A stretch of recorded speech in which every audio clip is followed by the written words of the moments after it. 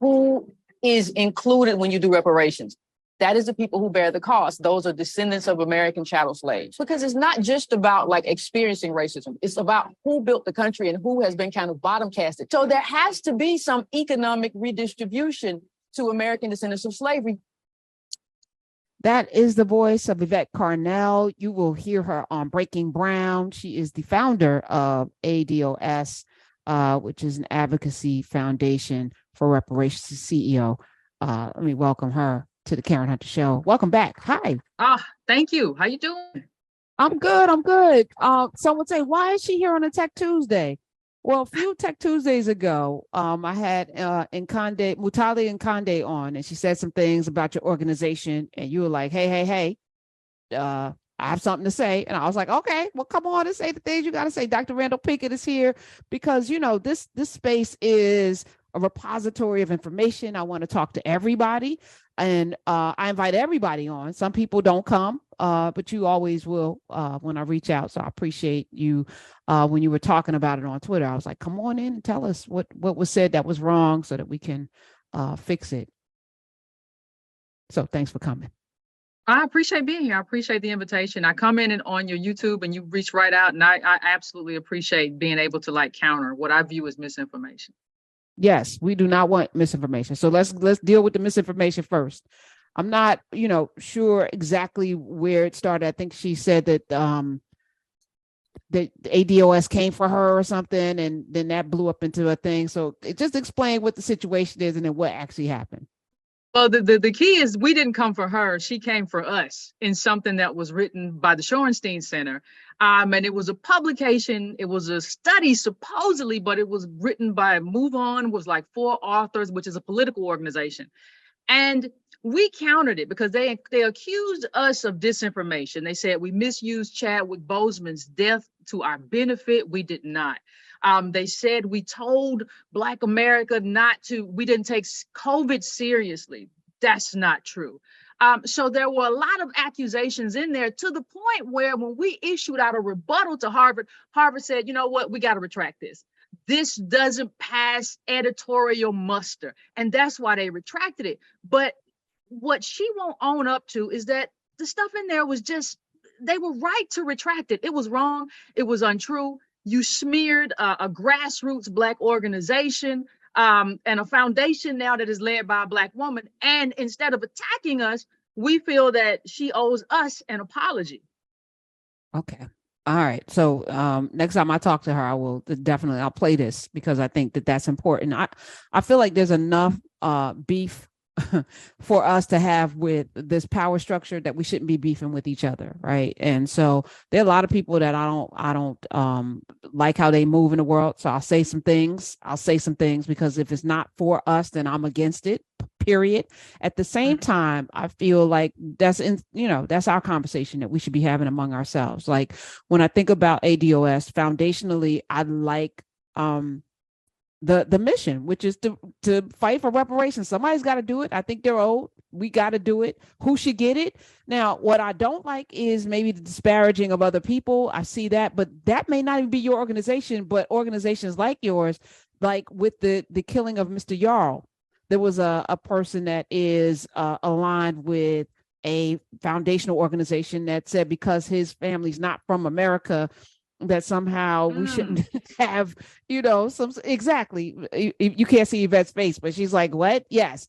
There was a tweet about this young man, Ralph Yarl, not being Black American. So therefore we shouldn't have the same. I'm like, racists don't care where we're from, Well, here's the thing too, the foundational group that you're talking about, they hate me too. Right. Oh, okay. So we are not in alignment with them. Like we have always, whether you talk about Amadi Dualo, we have always, a Botham Jean, we have always in this country as ADOS come to the aid of other Black people who are being mistreated because of racism, because we know what it feels like. We've been here in the belly of the beast, so we know when they come for you what that feels like, what that looks like, and we know that we're the best at trying to combat it. We've been here, been doing this for a long time. So I don't agree with anybody who says that this person, this man, doesn't deserve justice. And I heard today that he might be out of the hospital, so I'm very happy about that. If that's true, I don't know if that report is true. I've heard that too. Yeah, so we are not those people. Like our aim in terms of reparation is specific, the same way, African countries, the same way CARICOM has a specific claim. Our claim is specific, and we would love to collaborate with those groups, but we don't act out and call in a xenophobic way, and call out people who may not be ADOS because they're not ADOS, and say they don't deserve justice in this country because they're ADOS. That's not what we do. And to your credit, as I've learned more about ADOS and the work that you do, and I applaud you. I think the work you've been doing is phenomenal. I think it's progressive, and I think it's leading. Karen and I were having a discussion earlier in the program about, and these are Karen's words, not mine, about a Black agenda. Mm-hmm. And in fact, ADOS has a Black agenda. Yeah. So I'd love to hear from you on a topic we discussed earlier. We talked about how Black folk need to come to the table with a demand, with an agenda, with a program. Otherwise, if you don't know where you're going, any road will get you there. So talk about your agenda and how you've helped to make that agenda real and empowering to people and give them direction in terms of how we can move and make progress. Well, like you said, if you go to adosfoundation.org, we have a Black agenda. So I hate when people say it's just about reparations and there's so much more that has to happen. Yeah, it's over there, right? It's at that page. Because one of the things that we have to do, one of the things that bothered me so bad during the Obama administration, I remember Al Sharpton saying, well, you all tell me that President Barack Obama has to have a Black agenda. Well, I don't know what the Black agenda is. I don't know what it looks like. And so you have to be forward facing and say, okay, the next time this happens, I'm gonna have a Black agenda for you. I'm gonna have something that not only protects us against discrimination, it protects us in terms of property. If we have an agricultural, we have one for business, we have one for cannabis, we have one for everything, we have one for justice, mass incarceration, everything you could mention. And I think we do have to come to the table and say, listen, we can agree to disagree. You can have some additions to the Black agenda, but we have to have an agenda for all people. Like reparations is a specific justice claim for ADOS, but the buy-in in terms of other people is like, listen, we have something here for you too. We don't want you to get caught up in the same things we get caught up. People always say, well, Barack Obama, what makes him not ADOS? He couldn't catch a cab either. Not being able to catch a cab is discrimination, right? We have something here for discrimination. That is a lived experience of Black people in this country. That's very different than coming from slavery and being owed for multi-generational plunder. So the reparations that we talk about is very specific for a specific group, but there is a Black agenda here that improves the quality of life for all Black people in America. And so we feel like we have something here in terms of our movement for everybody. Mm-hmm. Yvette Carnell is here, CEO of ADOS. Dr. Randall Pinkett is here as well.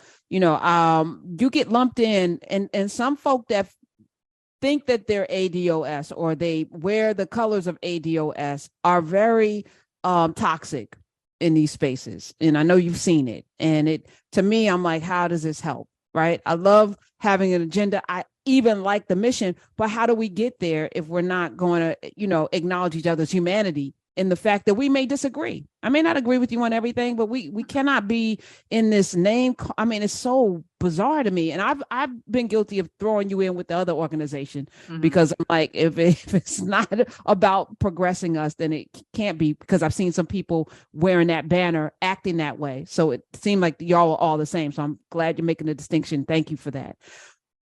Around voting. I'm sorry, go ahead. Well, No. I just want to say, I actually feel blessed that other group exists, because one of the things that you have to do as a leader is just kind of set the environment. This is the tone, this is the movement. And if people want to be toxic, that other group gave them somewhere to go. If they didn't want to do real politics and get involved in real political work, and they just want to sit home and not do anything and not engage at all, that other group gave them somewhere to go that's not ADOS. So in a way, I'm kind of thankful that they got somewhere else to go and somewhere else to be, because I don't need you associated with me. I don't need that toxicity poured into the real work that we're trying to do. So I appreciate that to a certain extent, because yeah, go over there and do that. Don't stay here. Okay. We had colorful on the show, colorful how am I getting this right? Story. Thank you, Smith. Colorful Story. I'm trying not to say her name. And she was like, okay, so how do we get these tangibles if we're not voting? So where do you stand on elections, voting, and the like? What's happening in 2024 with ADOS? Well, we're launching ADOS in 2024 is launching a nationwide movement, right? 2023, actually, we're launching this year, nationwide chapters across the country. So we believe in voting. We believe in the political process.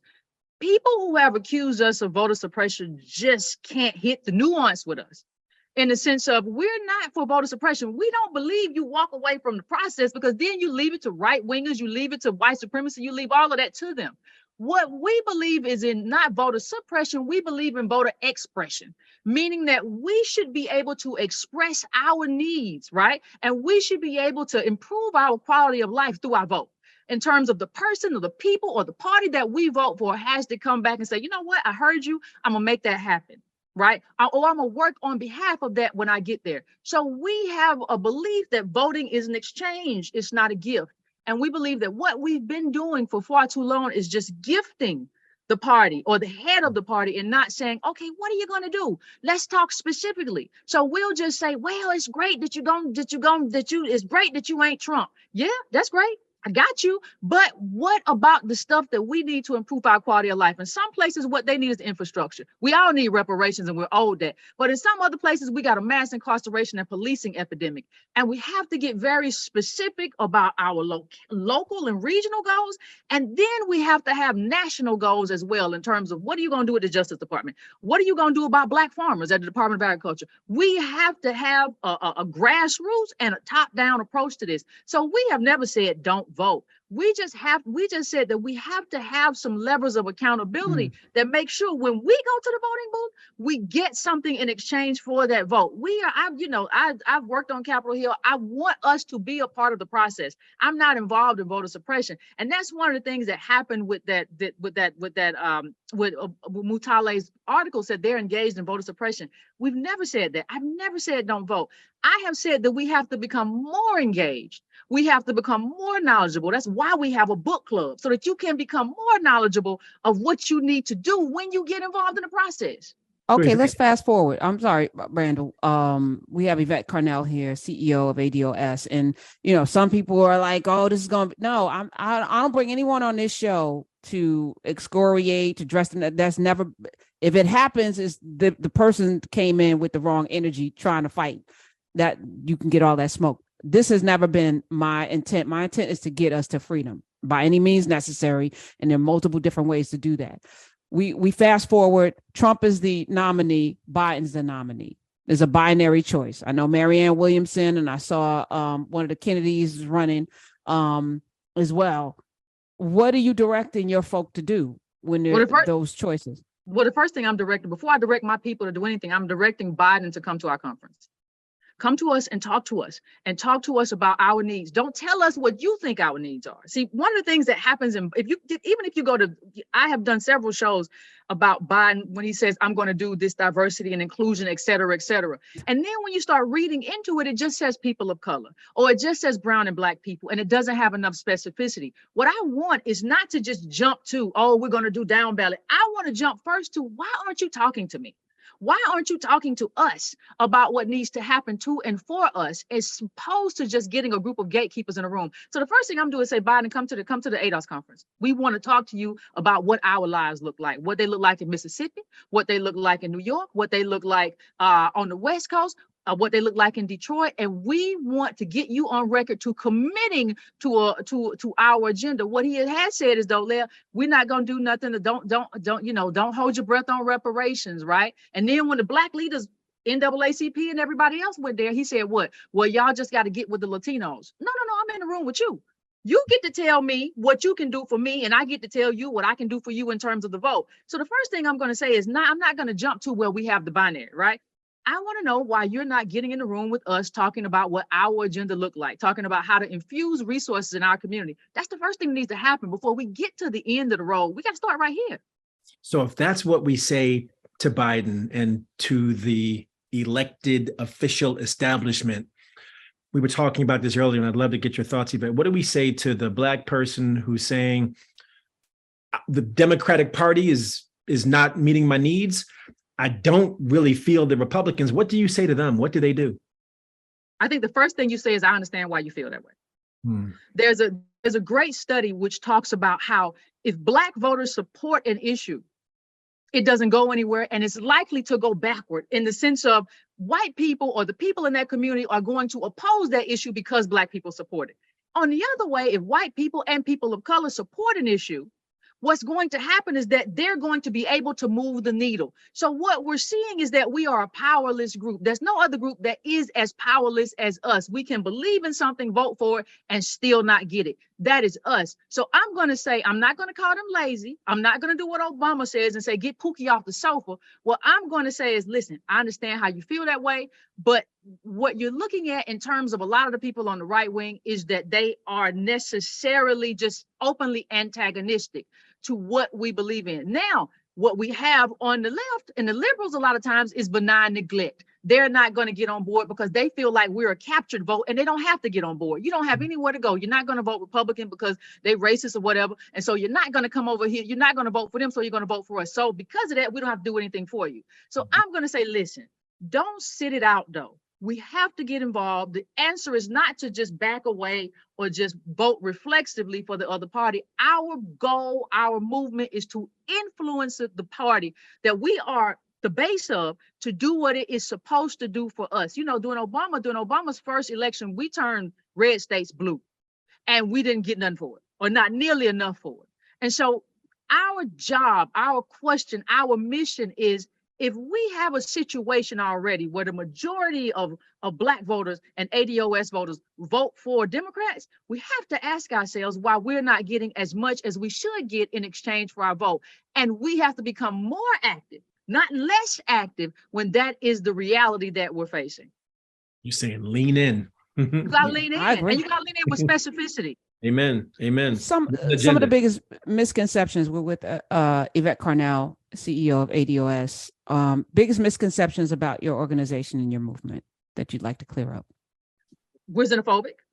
We don't like, it's almost as if you can't have a position on immigration. We have said that, listen, we are on the bottom. So if you bring in other people who are also on the bottom because of their position, it displaces us, right? So we have to have a conversation about the displacement. And having that conversation, you can't even open the door and say, let's have this conversation without people saying, oh my God, you're xenophobic. You hate all immigrants. You ought to be ashamed of yourself, right? There's a conversation to be had because the people who are benefiting and the people who are dropping bombs in other countries and creating a situation where they have to leave, where they have to run, are not us. Those are imperialists. That's not us. So we have to have a conversation about imperialism as well. That doesn't make me xenophobic to say we got to have this conversation because the people at the top, the wealthy people, are hiring nannies. They're hiring factory workers at very low wages, at poor conditions. And that is not to benefit us. So I think there's this belief that the immigration model that we have is there to benefit us, and it's not. It's there to benefit super capitalists at the top. That's the first thing. So I think that is a fact. The first thing is that we're xenophobic because we want to have a conversation that includes immigration. You can disagree. I don't have a problem with people disagreeing with me, but don't call me xenophobic because I have a view that may not align with yours. Let's have a conversation. So I think that's probably the biggest misconception. The other misconception is that we're only online, right? We're launching chapters, but even before we did that, we have always been outside. We're just going to be outside now in a very managed, a very methodical, and a very intentional way. But we are going to be outside. So I think those are probably the two biggest misconceptions about our movement and our organization. Initially, there was some, and that was even in the report that you mentioned about that we were Russian sponsored or something. Right, Russian sponsored. Yeah, that you were backed by the I don't even think I know a Russian, and nobody's ever been to provide, even people say, well, these people are right-wing sponsored. I need to see some proof because everything that I get is small donations from people who either watch my YouTube show or just decide they want to give to the foundation. So there is no proof. The New York Times did an article about us, investigated, called everybody, looked into everything, and they said, listen, we can't find any proof that these people are sponsored by Russians or the right wing. And so maybe they got confused with the other organization. Even with them, I just think that has a museum that is also a nightclub that has a former pimp and it's a hookah joint, and it's it's an event space. But I even with that, I think that's just a basic kind of grift. I don't think that they're sponsored by anybody. I just think that they found a way to use the rhetoric of ADOS and lift those talking points to grift off of that, to kind of pour money into their pockets, the leader of that group. So I don't even think that they're sponsored necessarily. They could be, there have been allegations, but I don't think, even if they are, I don't think it's necessarily Russian. But I try not to make those allegations. The only thing I know is that somebody promised politics and they're delivering a hookah joint. So that would cause pause for me to be involved with what they're doing, but I still wouldn't say that they're Russia sponsored or whatever the case may be. I do think their leader is conservative, but hey, I don't pile on to even conservative ADOS, because I want us all to listen. America is a plane that flies with two wings. So I want to be able to have a conversation with anybody who can vote in a way or move in a way that benefits my people.